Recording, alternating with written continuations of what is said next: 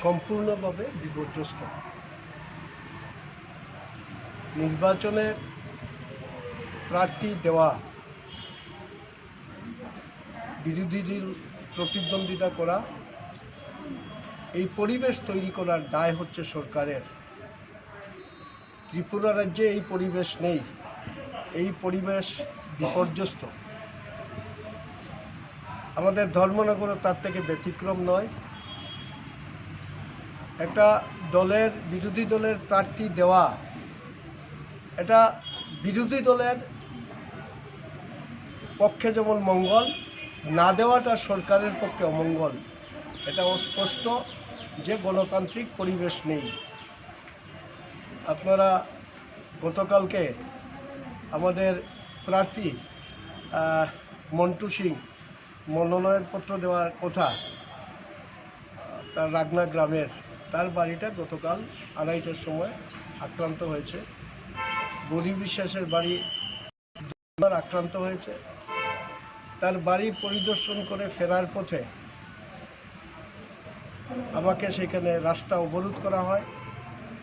গ্রামবাসী এসে সেই অবরোধ প্রত্যাহার করে আমাকে নিয়ে আসেন।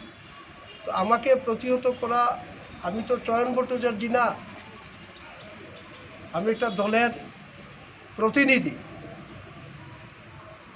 তো ধর্মনগরের আমাদের বিরোধীদের প্রার্থী দেওয়া, নির্বাচনের লড়াই করা যদি না করতে পারি, তাইলে দায় শুধু জাতীয় কংগ্রেসের না, এই দায় ইলেকট্রনিক মিডিয়া, প্রিন্ট মিডিয়া, ধর্মনগরের সমস্ত অংশের মানুষের। আপনারা বিচার করুন ধর্মনগর সহ গোটা রাজ্যে কী পরিবেশের মধ্যে আমরা বিরাজ করছি।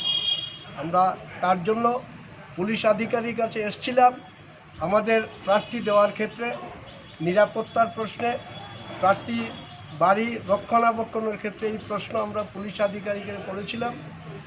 উনি বলছেন 24 ঘন্টা তো দেওয়া যাবে না, বলে নিশ্চিত করতে পারছেন না। পুলিশ প্রশাসনও প্রার্থীদের নিরাপত্তার প্রশ্নে সেখানে ইতিবাচক ভূমিকা গ্রহণ করতে পারবেন কিনা, এটাও প্রশ্নের চিহ্নের মুখে দাঁড়িয়েছে।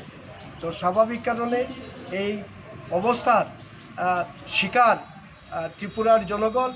আপনারা বিচার করুন আমরা কোন অবস্থার মধ্যে দিন গুজরান করছি, এটা দায়ভার। এই বিচার করার দায়িত্ব ধর্মনগরবাসী সহ গোটা রাজ্যের মানুষের কাছে আমরা অর্পণ করলাম। নমস্কার।